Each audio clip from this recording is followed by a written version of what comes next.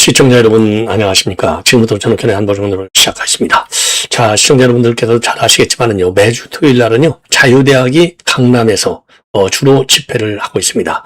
자, 오늘도 말이죠, 수만 명의 역대급 인파가 모여서 집회를 했습니다. 삼성역, 그 다음에 이 강남역, 그리고 교대역까지요, 중앙지법까지. 자, 그래서 이제 매주 이 반복되는 자유대학의 이 집회는요, 이제 2월 19일 윤 대통령의 선거를 앞두고 더 각별한 정치적 의미를 갖는 것이 아닌가. 그래서 요 얘기를 여러분께 맨 먼저 말씀을 드리도록 하겠고, 그 다음에는 진 커밍스 워싱턴 평론가죠. 자, 지금 현재 우리 대한민국은요, 주식 열풍에 쌓여 있습니다. 이 주식시장이 정상적으로, 그동안에는 이제 대한민국의 주식시장이 저평가되어 있다. 이게 이제 일반적이잖아요. 그럼 저평가된 원인이 여러 가지가 있겠지만 그 중에 하나가 안보 리스크가 되는 겁니다. 예. 왜냐하면 핵을 가지고 있는 북한이 앉아 있잖아요. 예. 그것이 이제 제일 컸고 여러 가지 요인이 있죠. 그런데 이 코리아 디스카운트라고 그렇게 말할 정도로 장기간 저평가된 주식시장이었다. 그런데 이게 말이죠. 이재명 정부 들어서서 그리고 이제 최근에 한 두 달 사이에 거의 더블로 지금 올라가고 있어요. 자, 이재명 정부 출범할 때 3,000이 채 안 됐습니다. 자, 그런데 지금은요, 5,500까지 뚫고 있어요. 자, 그러니까 이게, 야, 이거 정말 살맛났다. 그러니까 포모 현상을 두려워해야 된다. 이제 경계해야 된다. 이런 얘기가 나왔지만은요. 지금 이제 주변에 있는 분들 얘기 들으면, 아이고, 나도 그때 4천쯤 할 때 들어갈 건데, 이제 너무 늦은 것 같아. 들어갈까? 갈까? 이런 사람들이 굉장히 많아요. 근데 일단 들어간 사람들은 어마어마한 돈을 번 것처럼 보여요. 자, 그런데 이 대한민국의 주식시장의 투탑, 누구냐? 바로 삼성전자와 하이닉스, 반도체 열풍 때문에 이렇게 올라간 것이고, 다른 주식을 가진 사람들은 배가 고프다. 이런 얘기가 많이 나와요. 자, 그러다 보니까 지금 워싱턴에서 평론 활동을 하고 있는 진 커밍스, 요 평론가가요, 지금 이제 주식시장이 5,100 한다고 호황을 한다고 해서 즐거워할 게 없다. 장기전으로 봐야 된다. 예, 그래서 지금 말이죠. 대한민국 경제가 처한 화려한 감옥. 그러니까 이제 화려한 감옥이라고 하는 것은, 감옥은 결국 좋아요, 안 좋아요? 안 좋잖아요. 근데 감옥이 화려할 수가 있겠습니까? 안 화려하잖아요.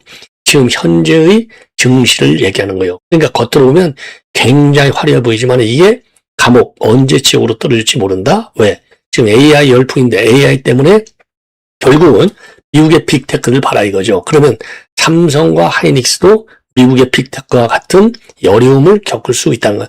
제일로 이제 고용 한파가 고용 한파가 우리 한국에도 올 수 있다. 왜냐? 한국은 미국하고는 근본적으로 다르다는 겁니다. 자, 그래서 여기에 대한 이 경고의 메시지를 지금 날리고 있습니다. 이 메시지가요, 너무나 길어가지고, 요거를 갖다가 다 하려면 시간이 너무 많이 걸리고, 저도 생각 중에 있어요. 예.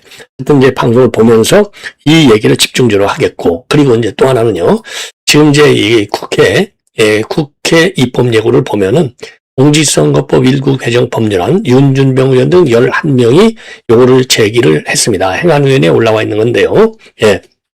자, 여기에서 이제 기본은요. 지금 여러분들 사전투표를 없애야 될 마당에 사전투표에 이제 사전투표 관리관이 별도로 그때 도장을 찍어야 된다는 거 아니에요? 그래야만이 부정투표를 줄 수 있다는 건데, 그렇게 하면 안 돼.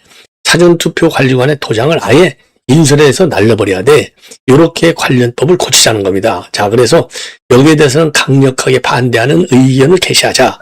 이런 캠페인이 지금 SNS에서 벌어지고 있습니다. 그래서 이 내용도 여러분께 간단하게나마 설명을 올리도록 하겠어요.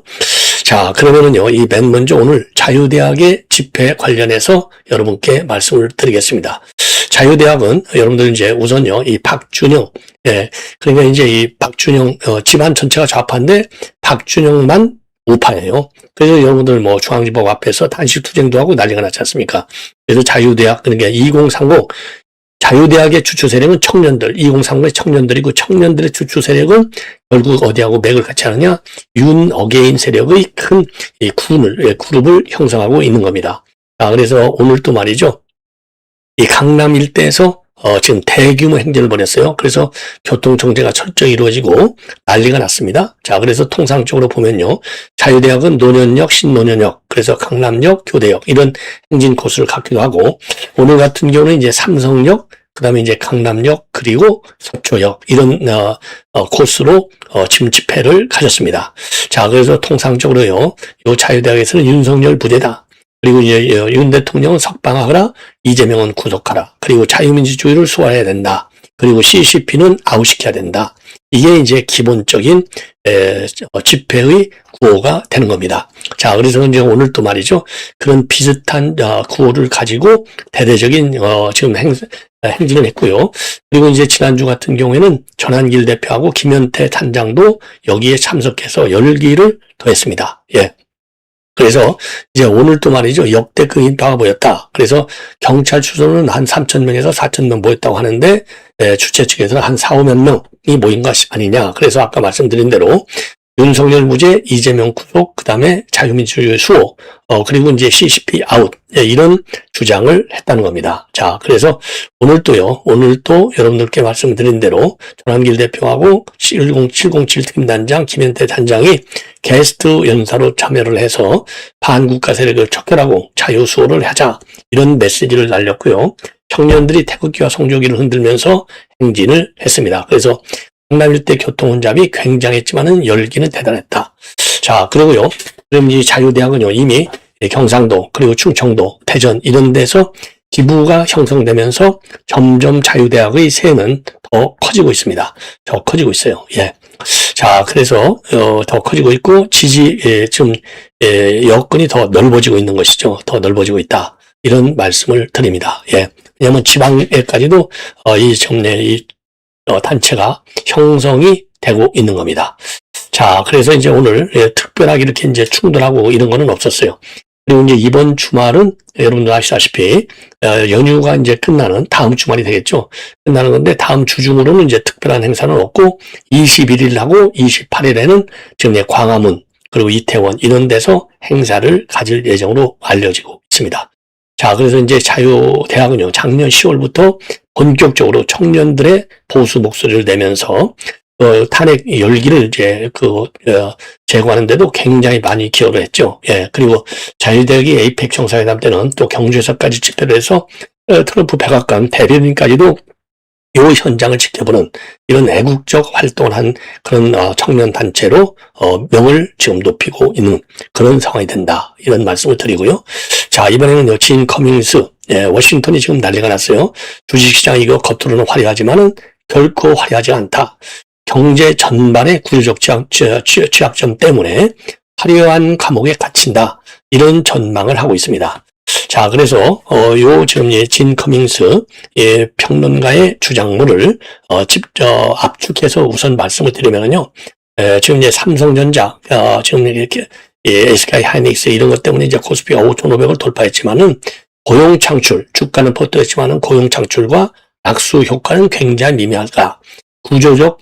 한국 경제의 구조적 지하점이 매우 심각하다. 이거를 강조하고 있어요. 그래서 이제 반도체 상황은 어느 정도냐? 삼성전자의 경우는요, HBM4, 지금 고대역, 메모리, 반도체죠. 예. 고대역 광폭 메모리, HBM4 양산으로 사상 최고 주가를 기록하면서 AI 인프라 핵심 공급자로 부상을 했다. SK 하이닉스는 2016 영업이익이 100조 전망으로 주가가 80만원에서 90만원대에 도달했고, 2월 반도체 수준 전년비 대비 130%나 급증했다. 그렇지만은 이것은요, AI 서버 수요 병목으로 인한 가격 결정권 강화에 기인하는 단기 특수에 불과하다. 글로벌 자본 유출, 즉 외인 투매 근본 원인이 해소되지 않고 있다. 이게 이제 문제점인 거예요. 두 번째, 고용 증가에는 질적인 한계가 있다는 겁니다. 그래서 삼성전자 국내 고용은 평택, 천안 이런 HBM 시설 확충으로 12만 5천 명을 넘어섰지만은요, 삼성전자의 전 세계 총 고용은 26만 명으로 보폭 줄었다는 겁니다. 이것은 자동화로 생산직을 줄이고 AI, 반도체, 엔지니어 중심 보수 정예로 재편된 결과다. 향후 5년 6만 명 규모의 신규 채용 계획도 특화 인력에 집중되어 있기 때문에 대중취업 시장의 낙수 효과는 제한적일 수밖에 없다. 그러니까 이제 요 AI 반도체에 특화된 전문 인력들, 고급 인력만 채용되고 일반 노동 인력, 이거는 줄어들 수밖에 없다는 겁니다. 바로 AI 혁명인 거죠. 그래서 이제 AI 패러독스 역설, 그리고 글로벌 기업들하고 비교해보자 이거죠. 미국의 빅테크, 구글, 메타 이런 빅테크는 AI 효율화로 2020년 초 3만 명 이상을 해고하면서 비용 절감을 가속하고 있다. 5대 빅테크의 AI 인프라 투자가 1조 달러는 이익 축제지만은 노동 대체를 초래하는 AI 패러독스가 뉴노멀이 되고 있다. 자, 그러니까 AI 때문에 이제 근로자들이 전부 직업을 잃게 된다는 것이죠. 그런데 한국은 내수와 서비스 완충이 약하고 삼성 의존도가 지나치게 높아서 이 쇼크가 굉장히 치명적일 수 있다. 이런 지적을 하고 있습니다. 그리고 이제 한국 경제의 구조적 함정은 뭐냐? 반도체 클러스터 용인 평택 투자로 건설업체, 협력업체가 활성화되지만은 고가는 3, 4년 한정될 것이다. 그리고 2030년 무인 공정 완성으로 둔화될 전망이다. 자, 휴머노이드 자동차도 마찬가지죠. 예. 소프트웨어 중심의 미국과 달리 하드웨어 제조가 강한 한국은 메모리 편중, 대기업 집중으로 취약하다 오히려. 그래서 장기적으로 보면 다각화와 공급망 안정화가 굉장히 시급하다. 이 다각화라는 것은 시스템 반도체, 그다음에 팹리스 육성과 같은 반도체 사업의 다각화가 굉장히 지금 긴급하다. 이런 주장을 하고 있어요. 상당히 말이죠. 상당히 전문적인 이런 평가라고 저는 봅니다. 자, 그래서 이게 진 커밍스 이 평론가가 말이죠. 굉장히 아주 그야말로 다재다능해요. 예. 자, 그래서 이제 전반적으로 말이죠. 요거를 갖다가 이제 핵심 부분, 반도체 중심으로 해서 핵심만 말씀을 드리면 반도체 투첩의 압도적인 주도 때문에 이렇게 지금 올라가고 있는 거예요. 그런데다가 반도체 부분이 오르는 주요 원인은 또 하나 AI 하드웨어의 병목 현상이 일시적으로 풀린다는 겁니다. 그래서 전 세계적으로 AI 서버 수요는 폭증하는데 이를 뒷받침할 고성능 메모리 HBM, 그다음에 DDR5와 이런 것들이 공급이 수요를 따라가지 못하고 있는 상황에서 한국 기업이 가격 결정으로 지게 되면서 수익성이 극대화되었기 때문이다. 이로 인해서 2020년 2월 초 반도체 수출액이 전년 대비 무려 130% 안팎 급증하는 이런 상황이 벌어졌는데 지표상으로는 역대급 호황의 기록을 갈아치우고 있다는 겁니다. 자, 그래서 이제 이 반도체 함께 오르는 이제 이 업종들이 상당히 많다는 겁니다. 네, 상당히 많다. 그래서 당장의 현상을 보면 한국의 주시장이 역대급으로 호황을 누리고 있고 한국 경제에도 아무런 문제가 없는 것처럼 볼 수 있는데 과연 그러느냐? 과연 그게 맞느냐 이겁니다. 예. 자, 그래서 말이죠. 예, 맞지 않다. 이런 거를 지금 쭉 설명을 하고 있어요. 그래서 주가 폭등이 한국 경제의 청신호가 될 수 없다는 겁니다. 청신호가 될 수 없다. 자, 근데 이제 그 전에 말이죠. 삼성전자의 경우에는 고용이 증가했지만 이것은 AI하고 반도체에 특화된 인재 중심으로 늘고 있기 때문이라는 겁니다. 자, 그런데 반도체 생산 라인이 극도로 자동화되면서 매출액이 20%에서 30% 늘어난다고 해서 현장 생산직을 20%, 30%더 뽑지는 않는다. 대신에 그 시스템을 설계할 소수의 고연봉 개발자와 엔지니어 수만 증가하는 구조다. 그러니까 이게 화려한 감옥이 되는 거예요. 고용이 줄으니까 전체적으로는. 결국 전체 취업시장의 낙수 효과 측면에서는 매우 제한적이며 특수인력 위주로만 재편되고 있는 상황. 그러면 주가 폭등 한국 경제의 청신호이냐? 그렇지 않다. 주가 폭등은 삼성전자의 경쟁력 유지 측면에서는 청신호다. 그러나 이를 곧바로 한국 경제 전체의 청신호로 해석하는 것은 매우 위험하다. 삼성전자가 돈을 벌어 국내에 대규모 시설 투자를 하면 건설 및 협력업체 생태계는 잠시 활성화될 것이다. 하지만 이는 기업의 몸집, 즉 주가는 거인이 되지만은 그 몸을 움직이는 신경, 즉 인재는 훨씬 접고 날카로운 소수 종류로 바뀌는 중이라는 사실을 외면해서는 안 된다. 구글, 메타, 마이크로소프트 같은 미국의 빅테크 기업들도 과거 지금의 삼성전자처럼 초기 구축 단계에서는 고용을 늘렸다. 하지만 그 단계가 지나고 난 후 더 이상 고용이 필요하지 않게 되었고 AI 효율화를 명분으로 수만 명씩 해고를 단행했다. 지금도 그 속도는 가속화되고 있다. 2020년도 벽두부터 테크업계에서 쏟아지는 해고 통지서는 AI가 더 이상 성장의 도구가 아니라 비용 절감의 무기로 변모했음을 증명하고 있다. 그래서 2026년이 시작된 지 6주 만에 전 세계 테크 기업에서 1만 명 이상의 해고가 발생했다. 이는 2025년 전체 해고 규모 약 24만 5천 명을 넘어설 수도 있는 무서운 속도다. 구글, 아마존 등 5대 빅테크가 2026년 한 해에만 AI 인프라에 무려 1조 달러, 1,300조를 쏟아붓고, 1,300조가 아니죠. 요즘 달러가 올라가지고 1,460조쯤 되죠. 쏟아붓고 있다. 기업은 사상 최대 이익을 내며 자본의 축제를 벌이지만 정작 현장의 직원들은 AI 대체 가능이라고 하는 AI 판정패를 안고 짐을 싸야 하는 처지다. AI가 발달할수록 고용은 오히려 줄어드는 AI 패러독스. 더 이상 가설이 아니다. 극소수의 천재급 인력을 제외한 대다수의 노동력이 필요 없게 되는 이 냉혹한 현실은 이미 미국 테크 생태계에서는 거스를 수 없는 뉴노멀로 자리 잡았다. 그리고 이제 한국은 미국이 아니라는 겁니다. 미국하고 이제 근본적으로 시장 상태, 빅테크 이게 다 다르다는 거죠. 예. 그리고 소프트웨어 기업과 하드웨어 제조 기업의 결정적 차이가 삼성전자, 지금 SK 하이닉스하고 미국 빅테크의 차이라는 겁니다. 그래서 4대 그룹의 고용의 양극화는 이미 시작되었다. 그래서 축배를 들기에는 너무나 차가운 바다, 한국 경제의 마지막 골든타임이다. 예. 자, 그래서 이 한국 경제의 마지막 골든타임이다. 무서운 얘기예요, 무서운 얘기. 자, 마지막 골든타임이다. 그래서 여기에 두 가지 치명적인 외부 변수가 한국 경제의 앞길을 가로막고 있는데, 첫째는 에너지 그리드하고 알리백이라고 하는 거대한 장벽이다. 이 알리백은요, 이 전력을 갖다가 재생에너지로만 대체한다는 거예요. 예, 이거 참 큰일 나는 것이죠. 예. 자, 그리고 둘째 예측 불가능한 지정학적 리스크. 그러니까 한국 경제의 마지막 골든타임이고 축배를 들기엔 차가운 바다라는 이유. 첫째가 에너지 그리드하고 알리백. 그 다음에 두 번째로는요, 지금 예측 불가능한 지정학적 리스크입니다.